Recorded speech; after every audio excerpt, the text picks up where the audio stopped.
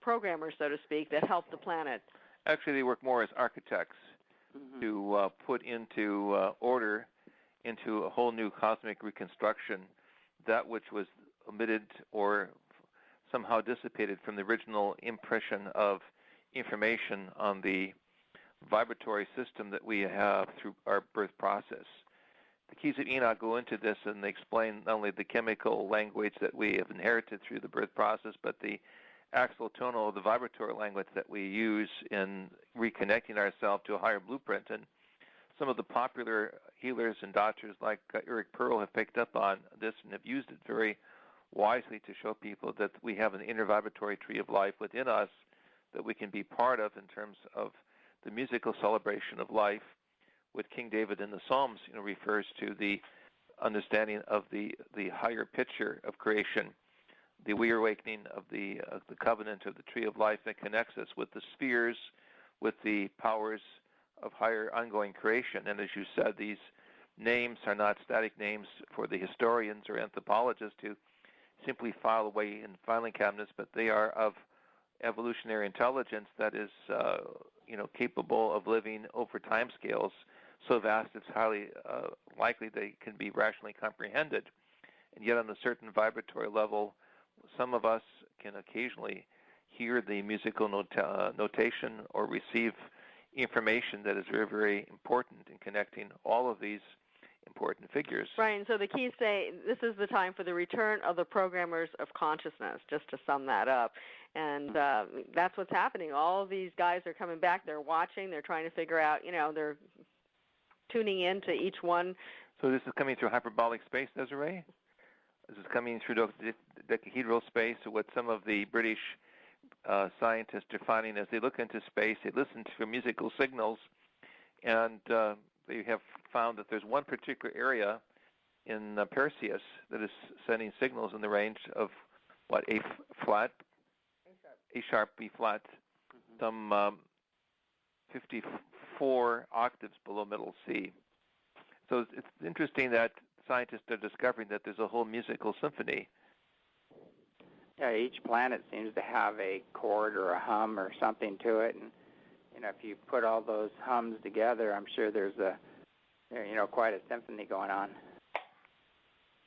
Well, we're very proud to be connected with you, and we want to have you tell us more what you feel in terms of the changes that are coming that people need to pick up on in terms of the in-space consciousness environment that we carry around with us from day to day. Seeing these sites on the horizon of time mean very little to most people. That is why those who treasure the inner experiences have to do more with their inner experiences. Yeah, I was just going to say, even though there are all these beings there coming also to help us, there's also a certain energy field connected with the earth, connected with what we had said set, that kind of energy that also wants to keep us a little bit, in the dumps, what we call bottom below consciousness, negative thinking, not moving forward. So there's that side that I think all your listeners have to be very, very aware of. And so it depends, like you said, the upward spiral, who they connect with, and are they connecting with a higher consciousness that's bringing them out into a greater awareness, or are they continuing to go down into the negativity of the earth? Mm-hmm. Yeah, definitely. That's the information I've been getting. They've been talking about the upward spiral and the downward spiral, and they said the energies that are coming in right now, in a way, and I'm not using the right word, but in a way they said they're targeting the frequencies of tyranny, which are a very closed system. It's a very constricted system. And, a lot of these people that are aligned with, that just unbridled greed and trying to promote fear and control and domination are not faring too well with these new energies coming in, because, you can see a lot of them are ending up in wheelchairs and or broke. Yeah, going down really fast or although they may have this big windfall, they lose it as quick as they gained it, and their health goes down the tube, and their families are not around them, and they're really seeking love and joy and acceptance and approval outside of themselves, and rather than find it within, and in a way they always end up short and sabotaging their own lives at the same time. But they've been talking a lot about how the soul connection gets very diminished. Each time you lie or steal or cheat another or do something harmful to humanity and the earth, your connection to the soul gets more and more diminished, and your light gets dimmer and dimmer, and your access to that pure love and joy and bliss starts leaving. And we need that connection to the soul and to spirit or creator, whatever you want to call it, if we are going to make this shift. So it seems like the entire planet is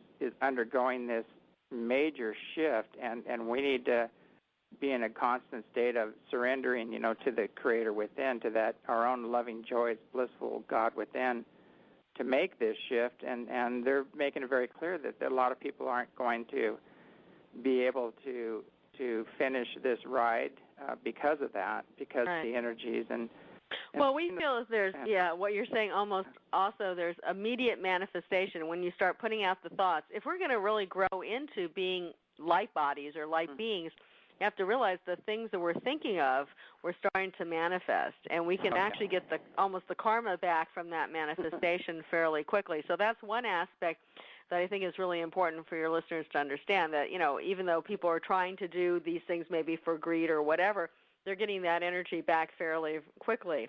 As the keys of Enoch tell us, our mind is the field of light for the body, yet the mind is in the field of light, and the field of light within a field of light and eternal light. So we're but one phase of a whole mental consciousness reality that we can expand into horizons that are unbelievable. And this is our other work that we've done recently with physicists in the United States and in Europe, is the understanding of consciousness communication over vast distances.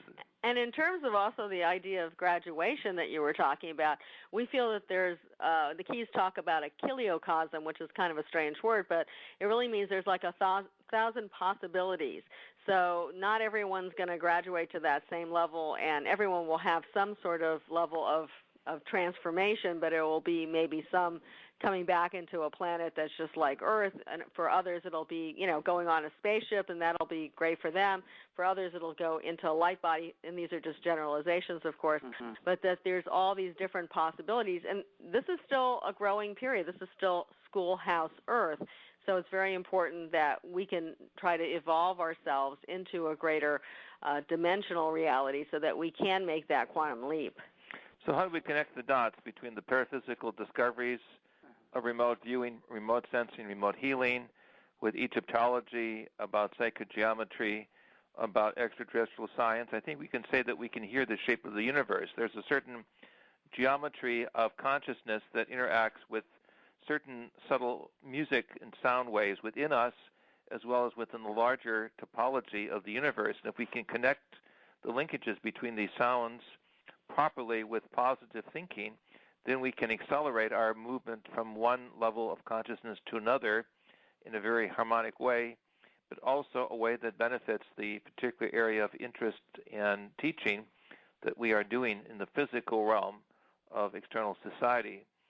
So we must prepare people for these major changes, but we must use the sounds and music of celebration. We must use the music of pluralistic interaction. And this is why we're so happy that Carlos Santana and others have used some of the keys material for their music. It sends out a positive cosmology of consciousness, that we are basically musical instruments waking up in a world that would normally be dull sounds, a vacuum of negativity, something that is simply going from one state to another without any higher meaning.